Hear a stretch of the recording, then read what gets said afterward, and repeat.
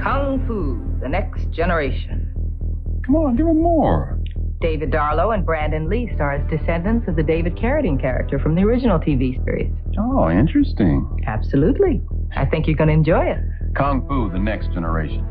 Ooh, well done, Grasshopper.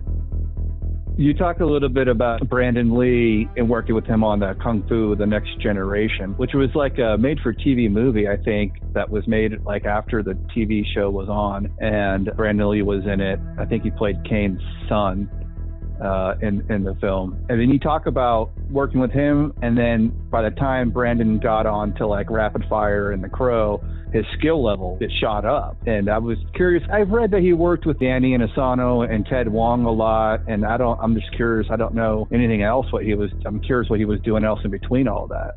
All that stuff had to happen after I worked with him and before those two movies that you mentioned. Because, I spent a week with him on that show. And other points, I met up with him because Mike Vendrell and him were very close friends. So I met up with him other times with Mike Vendrell. But the time that I spent with him and teaching him and working with him on that show, first of all, coming in and Mike Vendrell, because he was the stunt coordinator, the fight coordinator of that TV show. And when he told me that he needed to be trained and I was going to double him more than I thought, I was very confused. Respectfully so, but wouldn't you? Wouldn't anybody? Yeah. When I read it, I was confused. I was like, "Whoa, wait, what?" Yeah. It's the God's honest truth, and it shows how much talent he has, because it's pretty hard to learn to be at that skill, in that amount of time. Because it was only a few years, but training him, he wasn't aware of movement. He wasn't aware of body language, camera angles, punches, blocks, and especially a staff. And he was very shy. But he was in a completely, let me explain something that I try to explain in the book. When I first got there, we got a letter.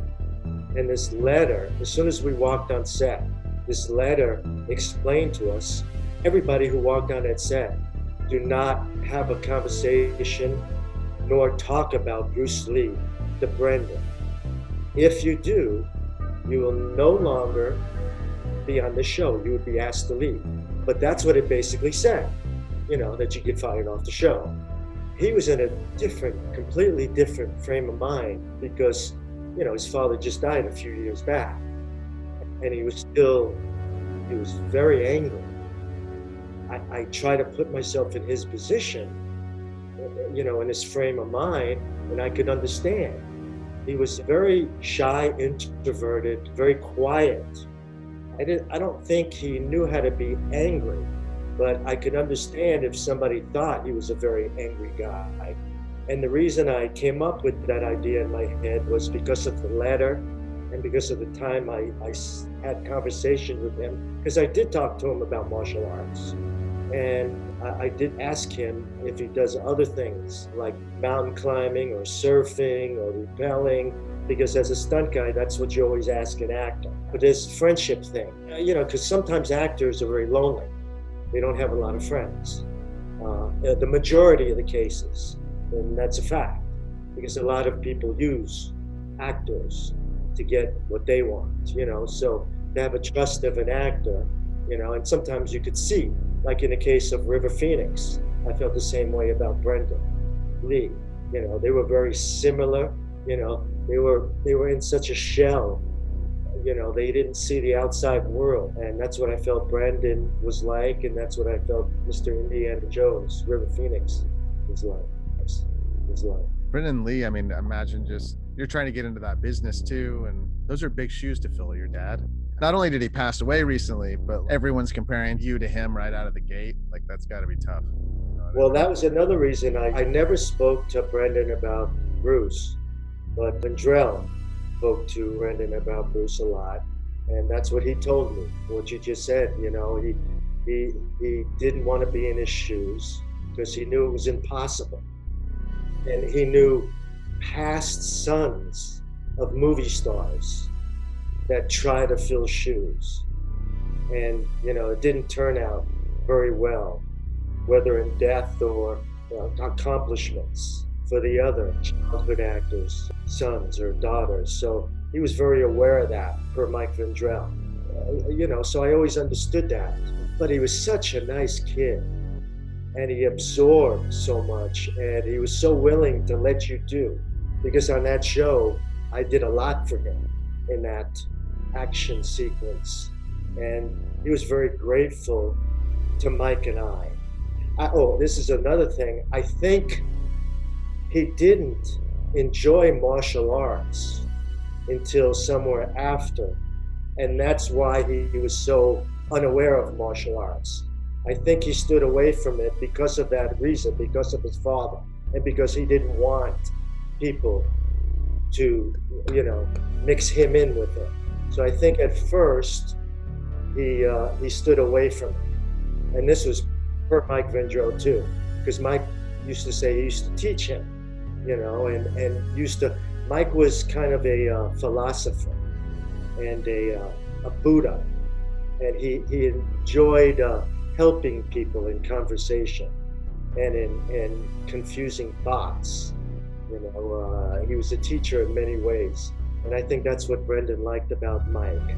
That's what a lot of people liked about Mike Vendrell, and that's why they were so close. But these are the things I got, some of the things I got from Mike Vendrell. I think not until after the show I doubled him on, where he started to understand that he could have his own style. He's got it in his blood, I think he realized, well, I don't have to imitate my father. I could have my own style. And I think when you think about Brendan and when you think about Bruce, I think he succeeded because they're not similar and both are wonderful. You're right.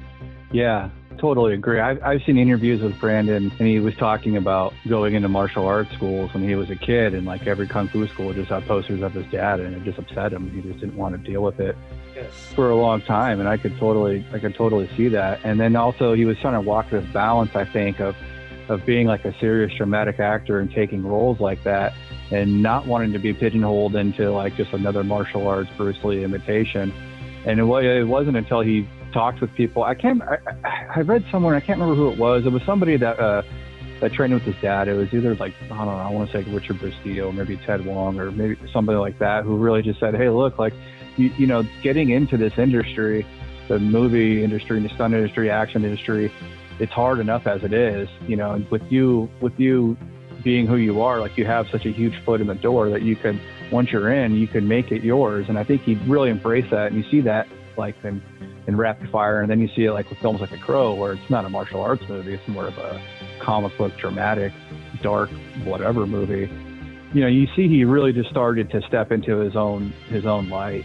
It's just interesting because you were dealing with him in that sort of transition period, and I thought, wow, what a great time to have known him, He's a very smart kid. I think he grew up to be a very smart kid. I didn't know him. I was invited to work on a lot of the shows after I worked on the TV show with him, but I was always, maybe 3 or 4 times, but I was always not available. I was always doing something. Missed it. I don't have it in front of me, like the dates or the timeline, but if I remember correctly, because I saw The Crow at the theater and I saw Dragon at the theater. When you were working on Dragon, that was around the time of his tragic, untimely death too, wasn't it? Yeah, 94, 95. The experience I had on the Dragon, when I didn't know he was going to be there, was wonderful. I mean, as soon as he saw me in the office, I knew I was going to meet Linda, but I was unaware right off the bat that I was going to meet Brendan. Of course, Brendan knew he was going to meet me, but he didn't put the face and the name together. But when we saw each other in the office, he said, oh, I know Steve Lambert, and we bonded right away because of the TV experience we had worked on. And, he said yes right away. Before we even had a conversation with Bruce's wife, Brandon, I had private meetings. This was part of me getting the Dragon. being the stunt coordinator and the fight coordinator, they had to give the okay. The Dragon and The Quest, they were the two of the most difficult movies I ever worked on, as far as personalities and insecurities and attitudes, and because people don't understand when you're a head of a department, especially a department like mine, you have to please a lot of other heads. You're a very important head of a department, but there is a lot above you that you have to get okays on what you want to do. So a lot of people you have to please a lot of people, and they have to like you. And sometimes they don't like you before they even meet you. They don't like you. Or there are other reasons why they don't like you, and you'll understand that in The Dragon with Raffaella De Laurentiis. She didn't like me right off the bat. As we went along, the more benefits I got in control of The Dragon, the more she didn't like it, because she was the executive producer. Yeah, she's number 2. Director's number 1, producer's number 2. And when I got near any benefits because I was needed, she got very upset. I used to find it very humorous and verbally,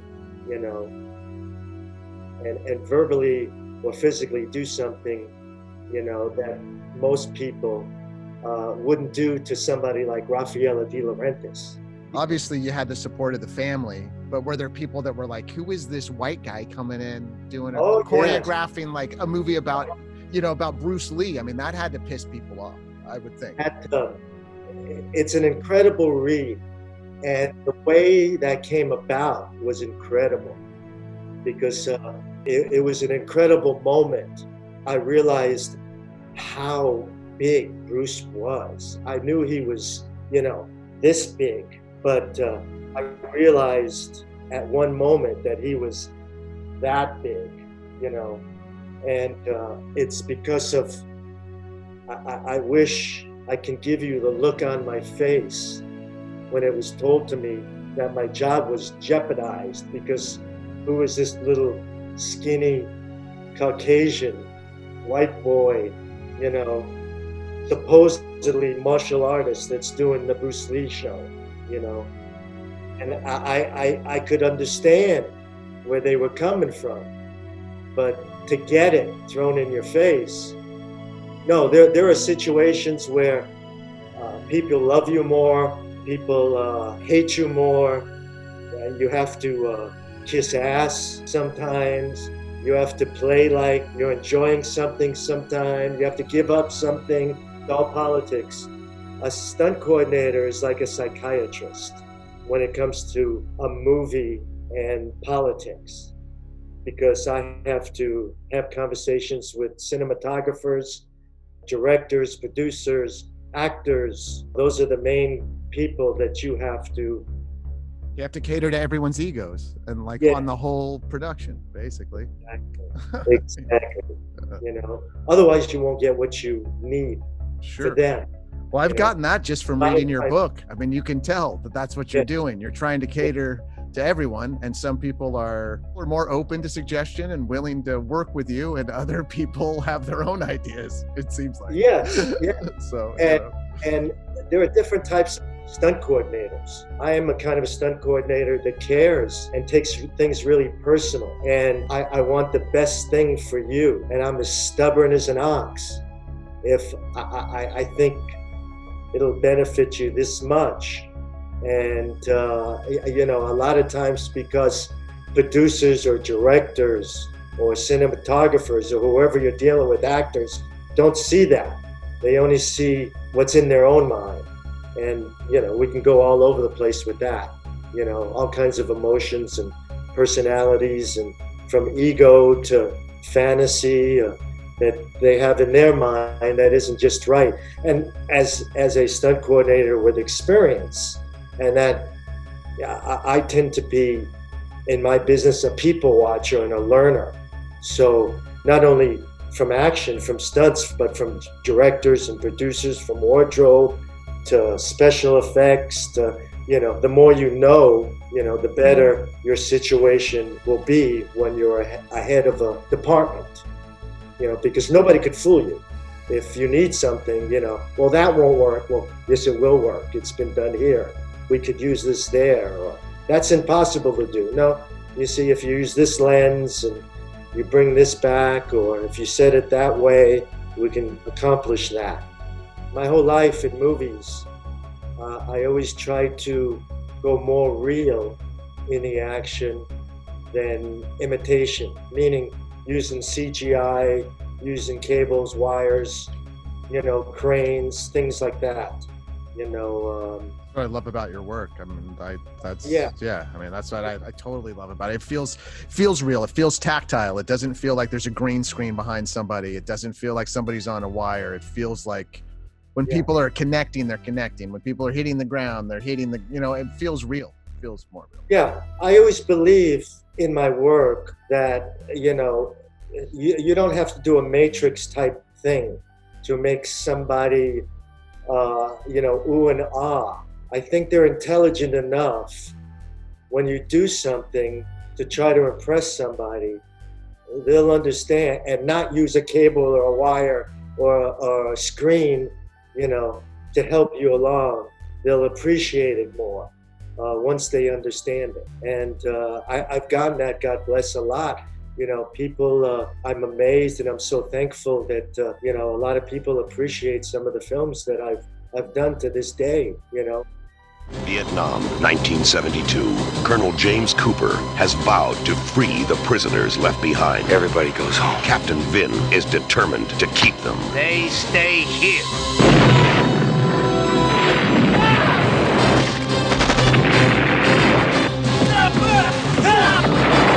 Two men in a no man's land, playing a game of trust and betrayal.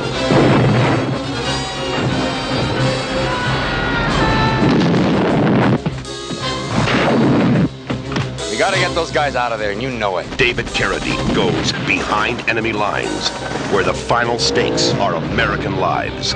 Everybody goes home is a slogan. Speak for yourself.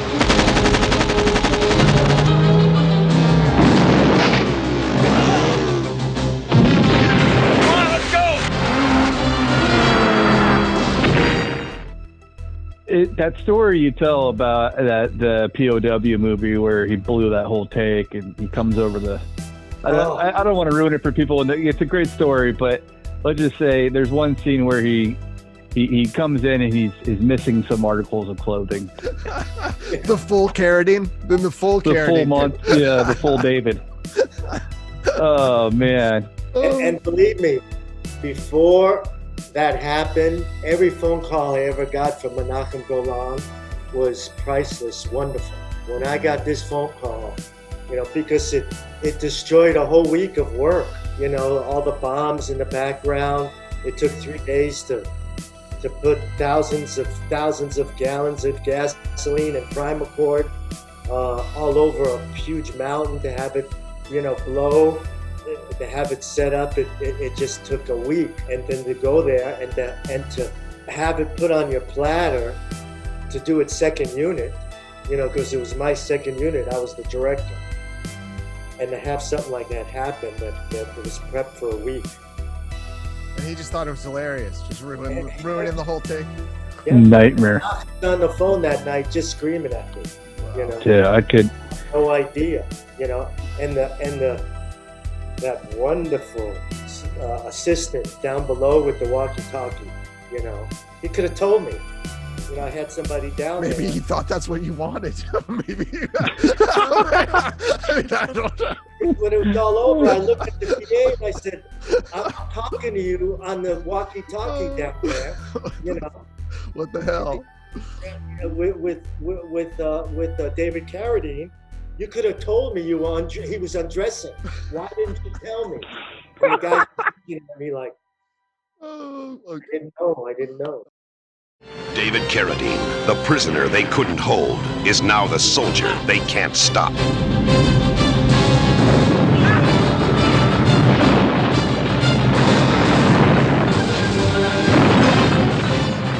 POW, The Escape.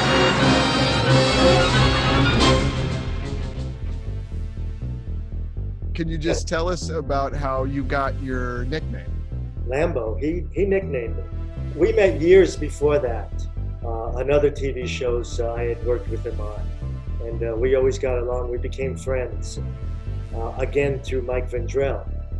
We became very good friends. When Rambo came out, he liked Rambo very much. And whenever I worked with him, whoever was the boss, the stunt coordinator, he would always tell the stunt coordinator, I want to do stuff like Stallone and Rambo.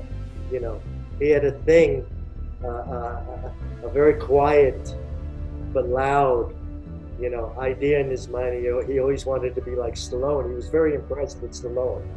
Never a martial artist, because he was always doing martial artists. He wasn't impressed with martial artists, but he loves Stallone. You know, he used to watch me work all the time, and one day he said he saw some of my work, some of my footage, video of past films. The production manager had it, and he said, you're a Lambo from now on. Lambo, why are you calling me Lambo? He liked the way I worked, and he liked Stallone. Yeah, I knew him before, and we always did fights together. He had a habit with me, for some reason, never understood it, but every time he saw me, whether my back was towards him or I was facing him, and if I was talking to you, and Dustin was standing there, right? Yeah. And I was just concentrating on you. Yeah, he would hit me, being Dustin. Yeah. You know, he would hit me. You know, oh, Lambo, I caught you when you weren't looking. And he would hit you hard. And he didn't care where he hit you. If he hit you in the face, he'd hit you in the face. The very first day, all the actors, there are like 7 main actors on POW Escapes with David Carradine. And there's 2 producers, and there's the director, and there's the effects guy, and there's the prop guy, and there's wardrobe. You know, there's like 20 of us all on set, and I'm explaining a fight. The first piece of action is a fight, and we're in a cage in water, you know, just like in a POW camp, in water up to our thighs. And this water's been there for days, so you don't want to go underneath, just dirty water. And we're in the Philippines, you know, God bless them. And it's not an American crew, it's maybe 15% American crew. It's a wonderful crew, but there's not as high tech. You know, an American crew, you'd have fresh water. There's 20 people in this cage, so we don't have a lot of room. So I'm explaining the fight to all the 7 actors, and I've already talked to David at Carradine, but he's standing 3 feet away from me. Producers listen to me, directors listen to me, actors are all listening to me, effects. There's a lot of stuff going on, so they're all concentrating on me, and I'm up there. I'm the teacher, you know. I'm the narrator, and I'm explaining what's going to happen, and I'm looking this way, and David's to my right, and all of a sudden, I don't know what hit me, but I feel a strike to my crotch, and I'm under the water in pain, and I'm screaming under the water. It hurts so much, and 3 or 4 seconds later, I come up in pain. I could hardly stand, and all the actors, the producers and director, I'm watching their faces, and they're in shock. They don't know why David does this. You know, got to remember, this all happens instantaneously. And you look at David, and he's laughing. Gotcha, Lambo, gotcha, Lambo. And I mean, he hit me hard. And I just look at him, and I just say, and believe me, the wind is 3/4 knocked out of me. I could hardly talk. And I just simply say, you know, David, if you ever do anything like that again, I'm going to kick the shit out of you. I say it really serious. What I can say of it, you know, I say it really serious. I don't blame you. I'm surprised you didn't. Once you know, I mean, yeah, I can't believe he's so endearing still after doing that stuff. I mean, you obviously still have a major love for him because you read that stuff in the book, but you're still kind of like, okay, it's just David, you know, whatever. Well, like I said to you earlier, You know, it's a love-hate sometimes. You know, he's just, you know, he's so out there and so far out, but he's such a nice guy. And he's so funny that sometimes, you know, he's like a best friend. Yeah. It reminds me of the Pink Panther, like Inspector Clouseau, like how that guy would always jump out randomly and get him. Like, you'd always got to be on your toes with him. Totally true. And you know who was also like that on Blind Fury? Tex Cobb was just like Really? Randall Tex Cobb, man, that guy's a legend. Yeah. He's a lead. The only difference between Carradine and Tex Cobb is Tex Cobb, when he punched you, it was like he was fighting a heavyweight fighter, you know. Yeah, former boxer Tex Cobb. He'd never pull himself. He'd never pull his punches. It seemed like Seagal was similar to that way too, but not in a friendly way. Yeah, you know, Steven Seagal, unfortunately, and I seen a lot. You know, I did like 3 shows for him, and had a lot of long conversations with him. And you know, in his younger days, in his middle days, he would hurt people, unfortunately, that wanted to give him a good job. And I'm talking about even some of the students, which is so uncalled for. You know, I think I have a story in the book where I went over to some of the students because they were getting hurt bad, and I gave them my bag of pads. You know, a good stuntman always carries, you know, 4 or 5 sets of elbows, 4 or 5 sets of forearm, 4 or 5 sets of knee pads, and ankles and shins, and I can go on and on. You know, we have a good amount of pads. You know, because no matter how good you are, certain things still hurt. You don't want to hurt too much. You want to hurt with your face and emotion, not for real. But he used to bang them hard on purpose, and I would bring them over my pads, and they would deny him and say, no, if we put on pads, you know, Steven would get real pissed at us and fire us. It's a quote, you know, and I always felt bad for him, and I just never understood why he would do that to somebody. And a lot of stunt guys he hurt. You know, he would have torn my shoulder in half if I wasn't so fast. I was working with him one time, and we had a routine going. And when we went to film it, he decided to go another way, when in my mind we were going the other way. And he did it on purpose. And if I wasn't so fast, thank God and lucky that I realized in a split second what he was doing, and I went with him, that he would have torn my shoulder right out of my socket completely. And he knew, and shocked, and he was shocked that I got out of it. Yeah, I bet he was. What did he say? Not much, just he said everything by face, surprised look, you know, and I just shook my head and just, you know, you got to be careful, you know, and I just looked at him and just shook my head, and I said, you know, you went the wrong way. And, you know, he just looked at me and he said, we'll try better next time. And that next time never happened. They ended the fight there because he threw me. In other words, it was a throw, and I was expecting him to go the other way. But when he went the other way, and he thought he was going to rip my arm out, I reversed myself. So he threw me anyway. They ended the fight there. Was that on Out for Justice too? That was Out for Justice, yeah. That was in the interior of the restaurant. Okay.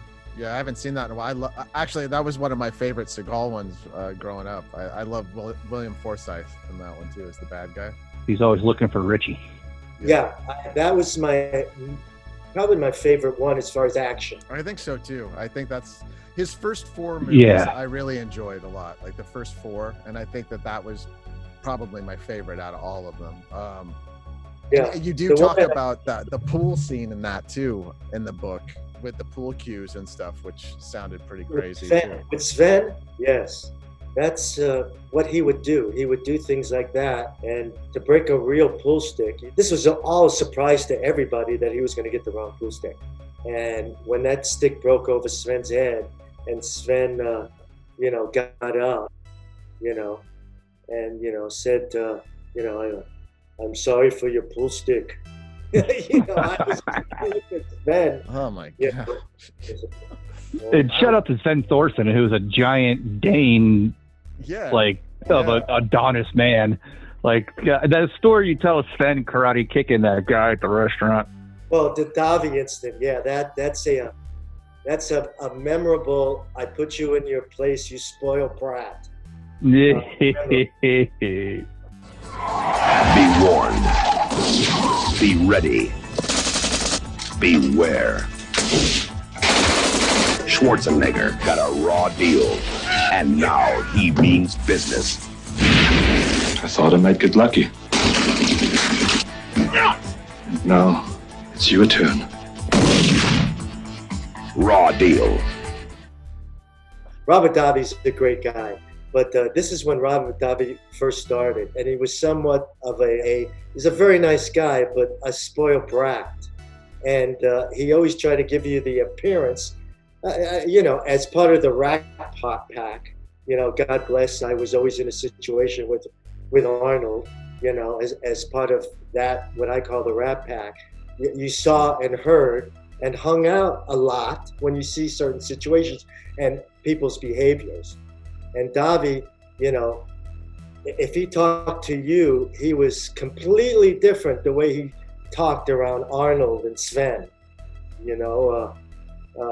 just night and day, He was a god and acted like James Cagney, tough guy. With guys like Arnold and Sven, he would act normal and totally be in this place. But sometimes he would get out of hand. And Sven Thorsen, who was Arnold's lifelong friend, dear friend, they're like brothers, he was the trickster, the comedian, always, the funny man, and always drove it to the limit. So Davi, that's the way I always read Davi, which in true fact, when you're with a person that long, I see Davi on an interview, and he acts like a tough guy, and I start smiling automatically because it's not him, far from him. But this luncheon we had, it was Sven and Arnold and Joel Kramer, who is Arnold Schwarzenegger's lifelong friend, stunt double, and Joel's my lifelong friend. That's how I got connected with Arnold movies and the Clan and the Clique through Joel and through Sven.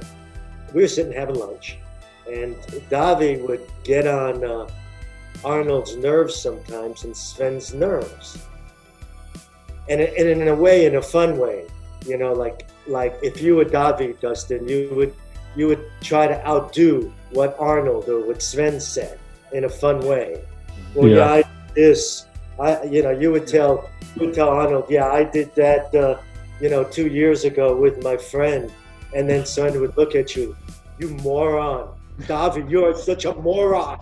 You're talking about, you're in your place, you idiot, you. Hey, Davi, and you would sit there and just watch Davi, just say, I'm sorry, I didn't mean it that way, sire, but, actors and Davi would tend to consistently get carried away, but Sven would always find a way to set him up.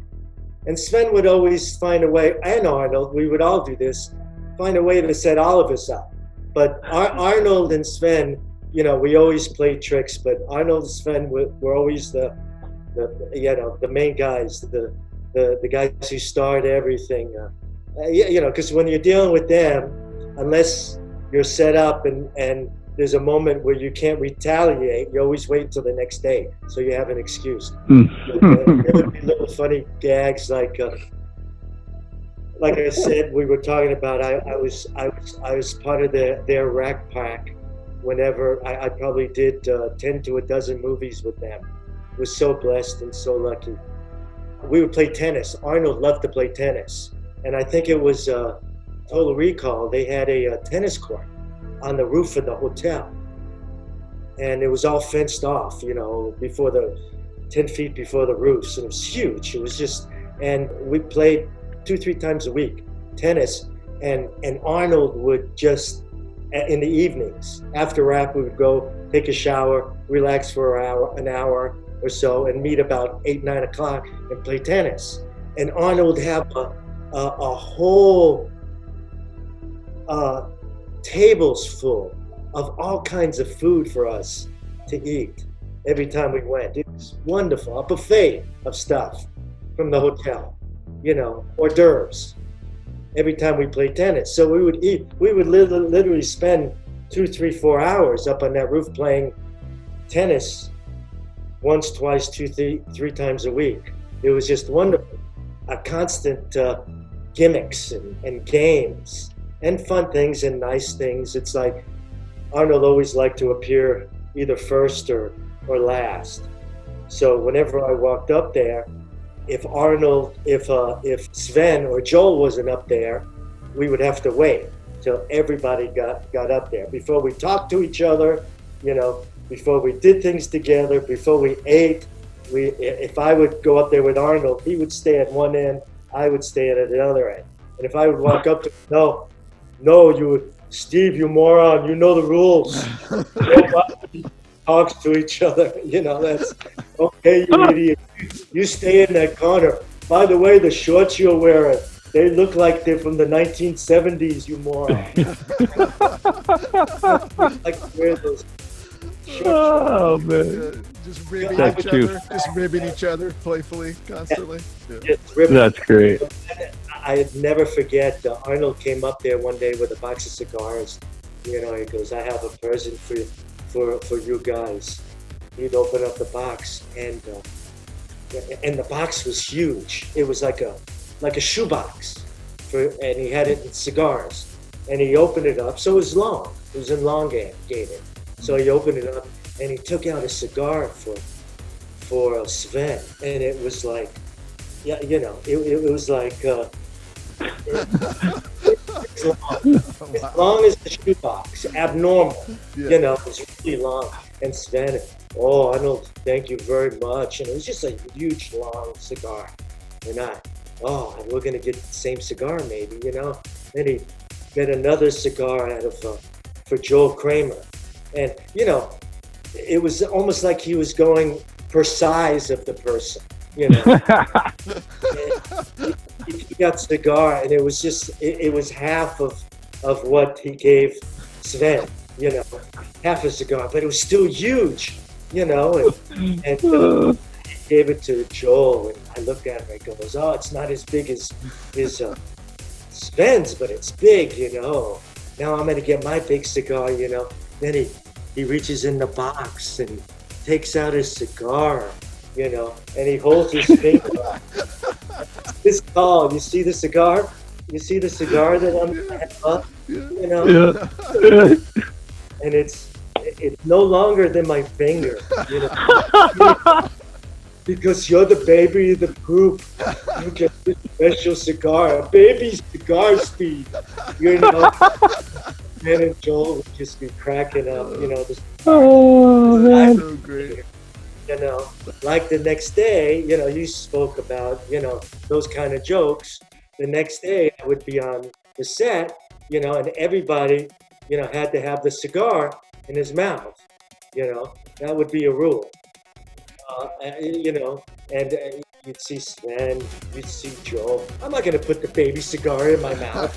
You know, Steve, where's your baby cigar? What's the matter with you, moron? What are you, Paris?